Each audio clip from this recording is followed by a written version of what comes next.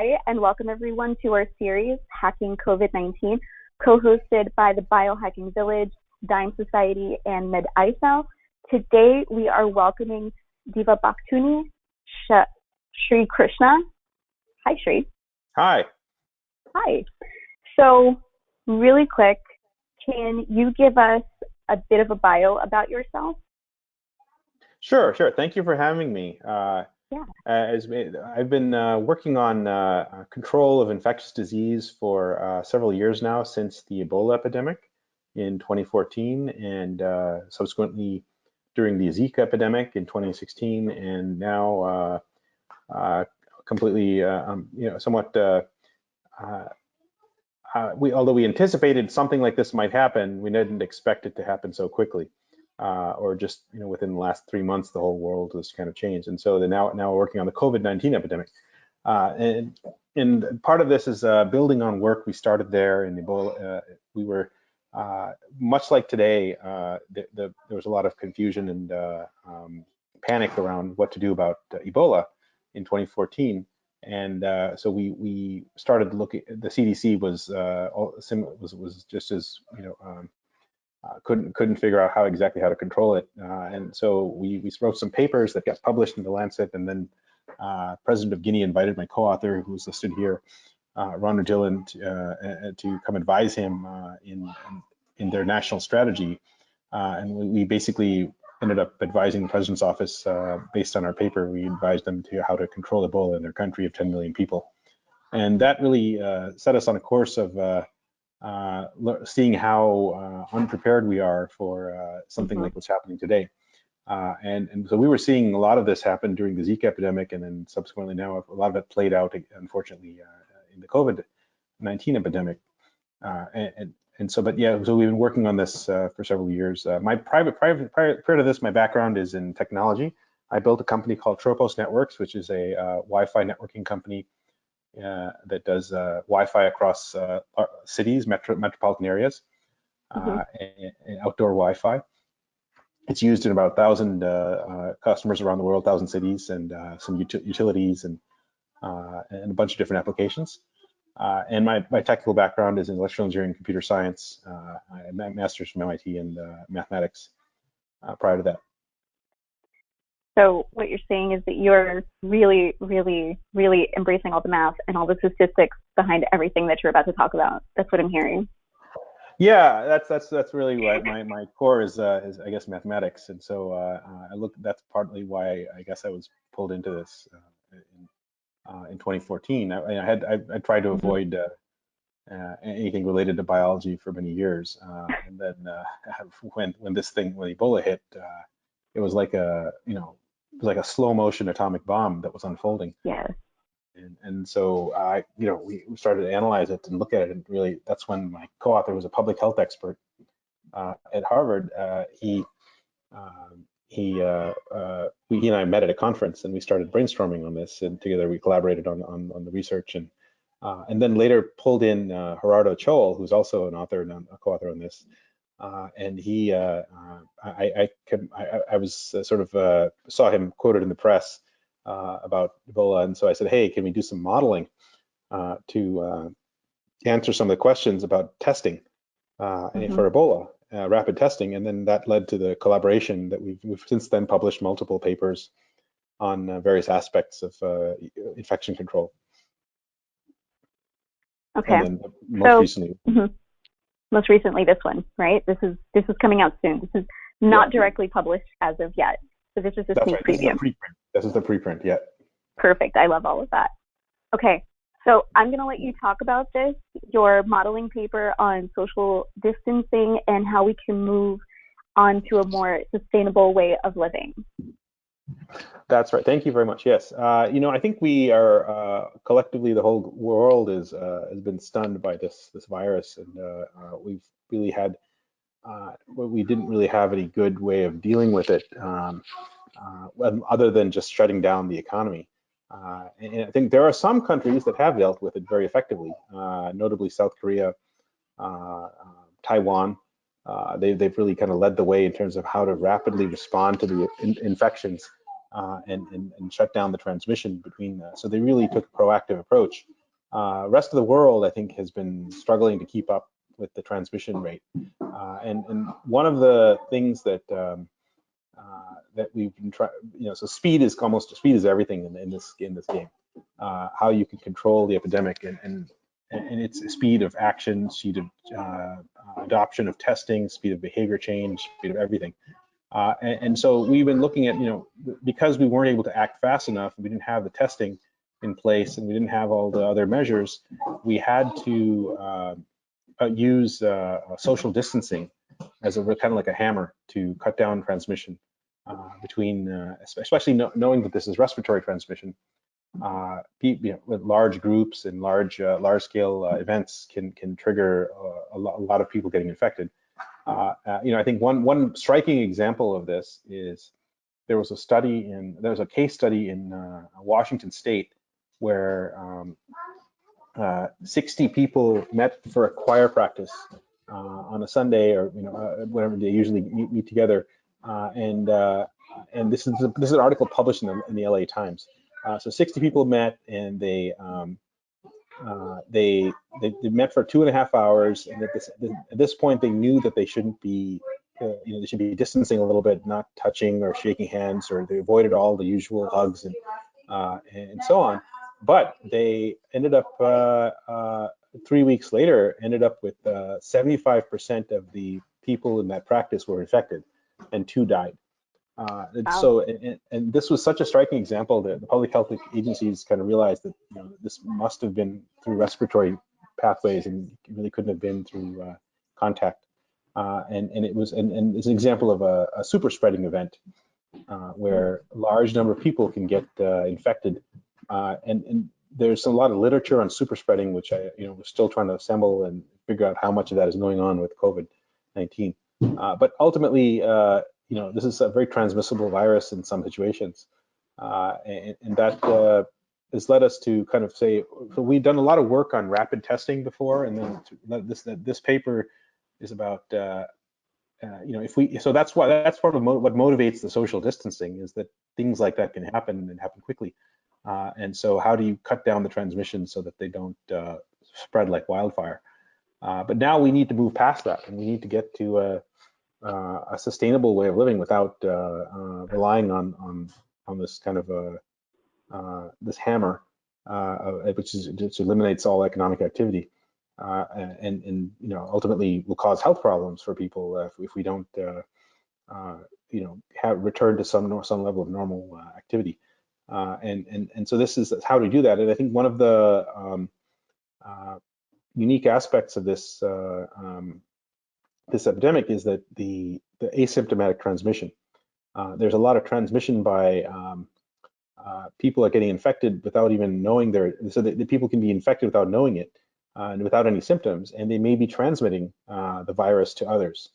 And that's what they believe happened in this Washington example. It may be happening all over the place. And so this, it motivates that, that we need to have some level of, so one of the interventions that we looked at in this paper, in this preprint, is how much can face masks help control the epidemic along with testing? Because we know that testing is useful to control the epidemic, to reduce. So the way testing helps is that, one, it helps the person who is infected, because their treatment course can be affected by that. But the other, it also helps reduce their likelihood that they're going to transmit to someone else, because once they know that they're positive, they can take steps to prevent them from infecting other people. And so that's one way of actually controlling an epidemic, is testing. In the case of asymptomatic transmission, meaning that people don't even have symptoms, they're probably not going to get tested. And so then how do you control transmission of people that don't even know they're infected or have any hint that they're infected?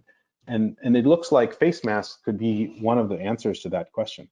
And so we wanted to consider that, we don't have unlimited number of tests, we don't have unlimited number of face masks. We may have inconsistent use of face masks. Some people may get tested, some people not. So how much face mask use and how much testing need to actually happen in order to control COVID-19 and bring it down to so that the cases don't grow exponentially like they are. And the way we describe exponential growth is by a parameter called R, which you may have heard of, R naught or R0. Talked about for those in the field it's very familiar with, but not everyone may know what that means.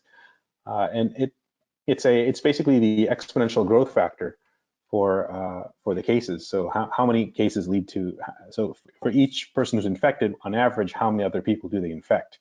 And that is estimated to be around between 2 and 3 for this epidemic. There's some higher estimates in some situations and lower estimates in other situations. It depends on the situation.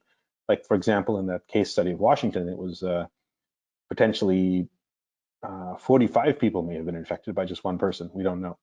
But generally, on average, how many people get infected? And that number is around somewhere between 2 and 3. And so so the question we were asking is, all right, so what if we combined, what if some people wore masks and some people got tested, some people with symptoms got tested, how much would they have to be, how much would that have to be in order to bring the R below 1? And the magic of R below 1 is that if R is less than 1, that means each infected person is infecting less than one person on average. Then eventually the epidemic will contract, and there will be fewer cases than there were before, and that's a good thing, because that means that fewer people. Ideally, we have no one's infecting anybody else. Like R is 0, but we know that that's theoretically desirable, but not practically achievable. So we want to see, how do we bring R sufficiently below 1 that it actually affects it controls the epidemic. Any questions, Nina, before I get started and get into the more technical details of the paper? No. So today there was a conference between the governors of a couple of the larger hit states. So I'm from New York, and I watch the Andrew Cuomo updates every day. And one of the things that they talked about was how to coordinate between the congruent states to get N down to 0, or at least start moving into a better place. So everything you're saying is gold to me right now. Please continue. Sure. Yes, this is the biggest question right now. What do we do?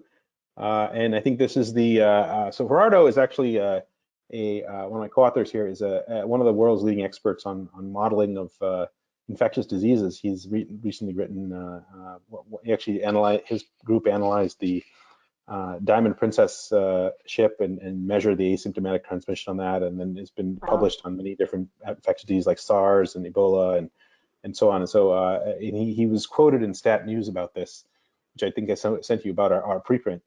And so that's where kind of a little bit of a color on this. And but more generally, one of the things that George Gao said, he's the director of the Chinese CDC, and he said, one of the mistakes that the West is making is not recommending use of face masks. And this was right before the CDC changed its mind. Our CDC changed its mind, Right. and that was and I think it was an idea whose time has come, which is that we do need to use face masks unless we have a treatment or a vaccine for this.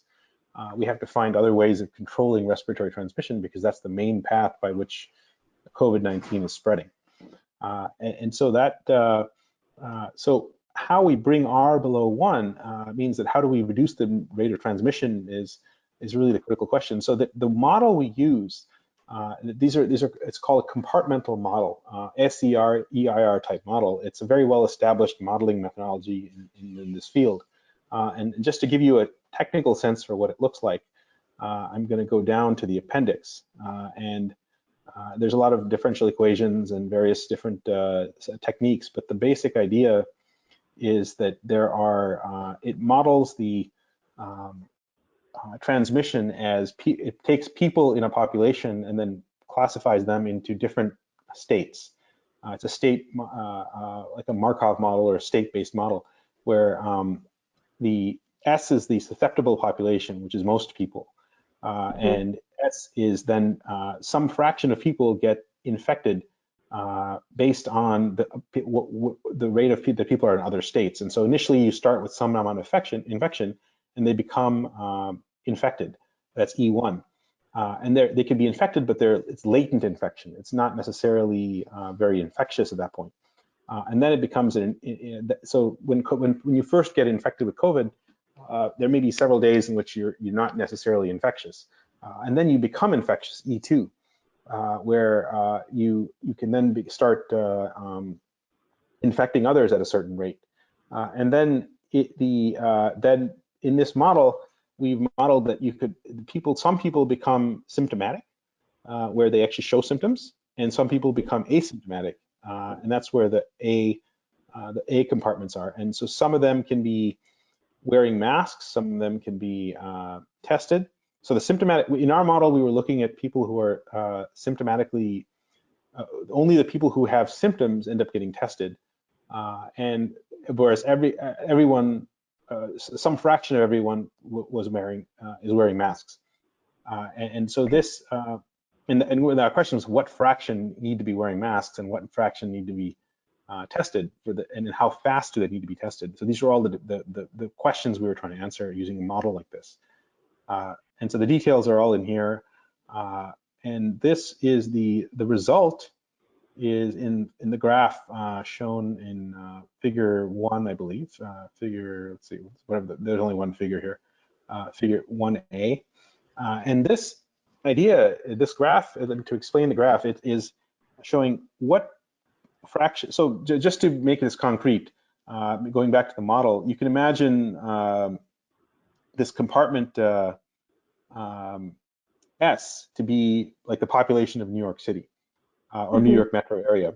And then each of them would be transitioning between these states. And then as people move between state to state, from each of these boxes, they have a chance of infecting someone else, and so then that triggers the.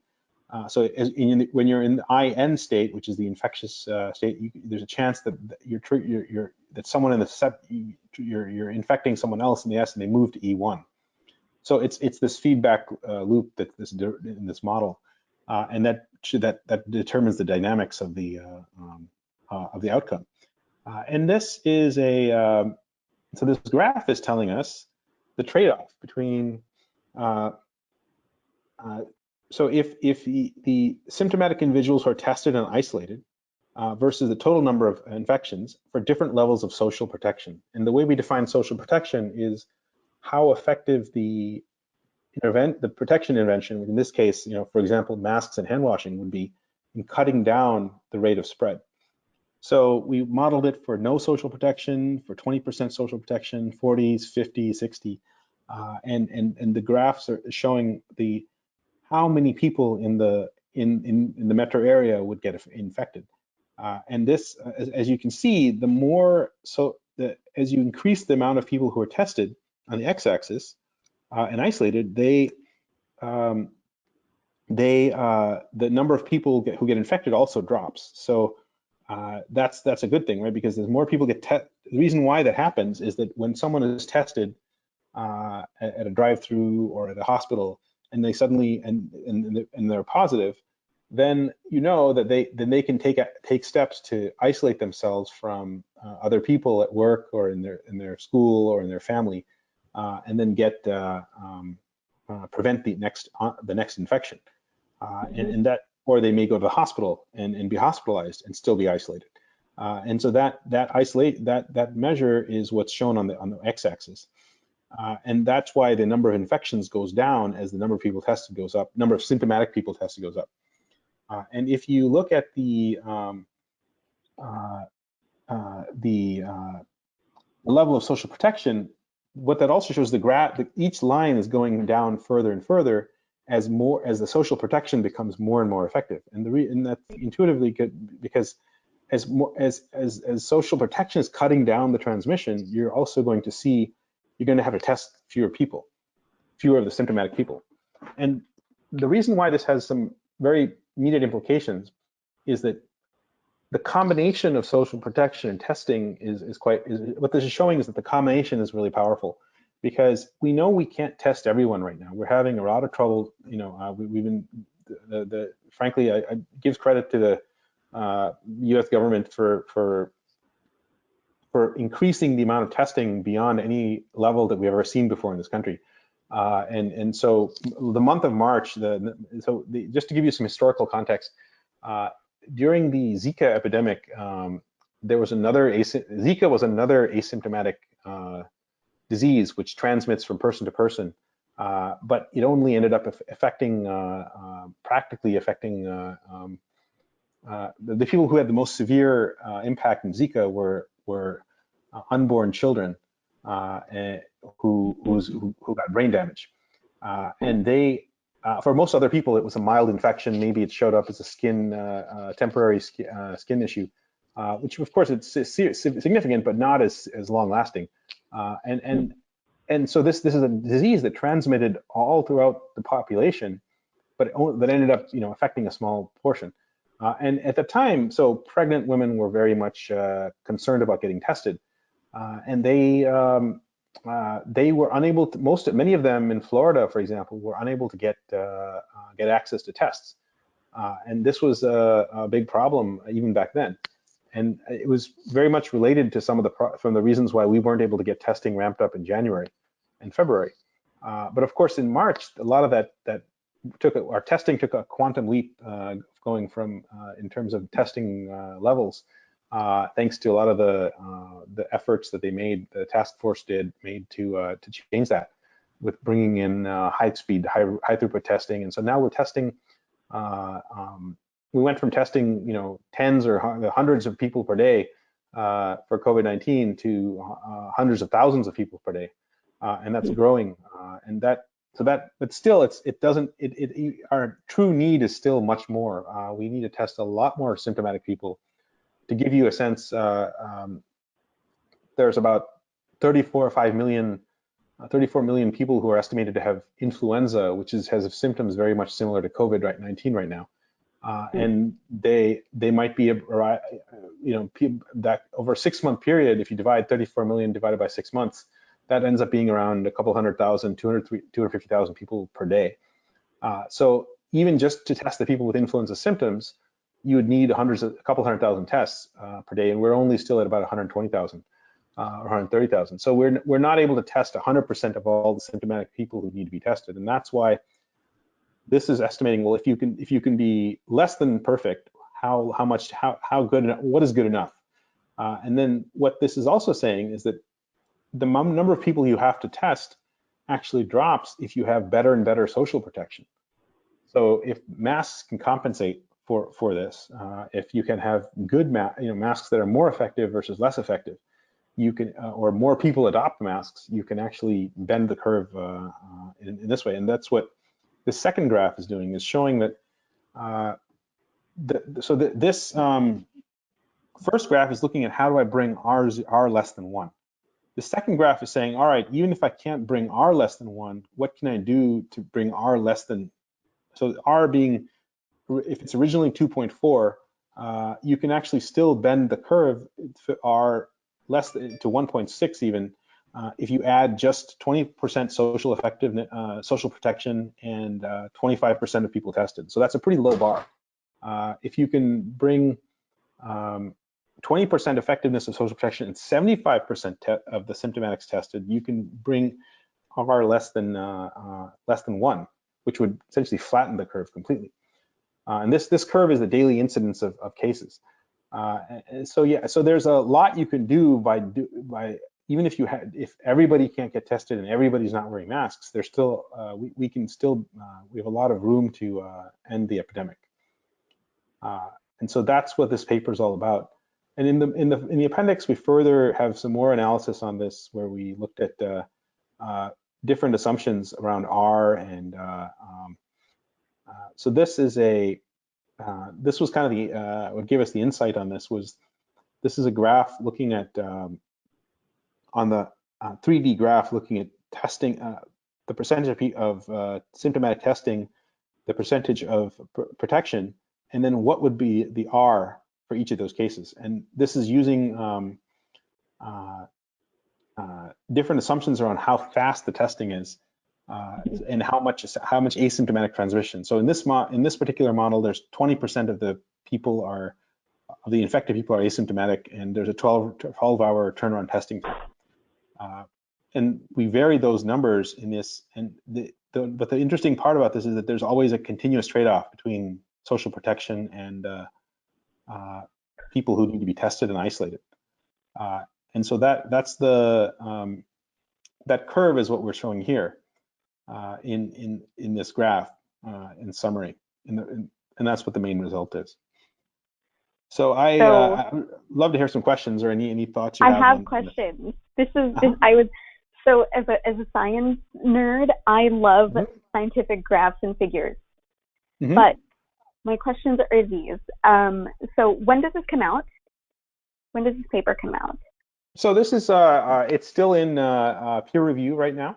Okay. So we don't have a date. The journals are all pretty much backlogged beyond belief right now. It's probably the biggest healthcare crisis in my lifetime. And so yeah, so we can't give you a date for when it's going to be published, but this is effectively like it's come out in the sense that it's a preprint on the site medRxiv. It's not been peer reviewed, but it's been it's available for for open. Obviously all the details are in here. It can be reproduced. And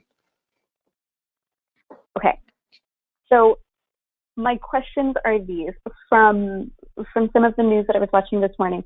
Less than 1% of the entire U.S. population has been tested, and if we rely on social protection rather than adding testing in there, this is, as you said, this is all very unprecedented. We're all figuring this out as we go.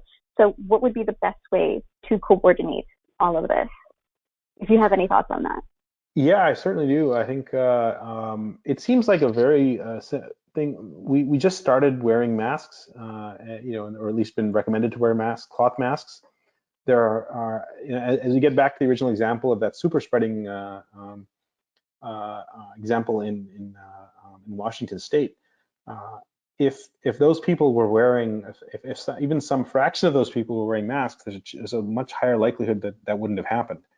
And if they're wearing the right kind of masks. So some kind of masks are effective, some are not. Like there's a layer of cloth may not be that effective, but multiple layers of cloth is more effective. And even having specific kinds of materials like activated carbon or N95 even is the most considered the gold standard.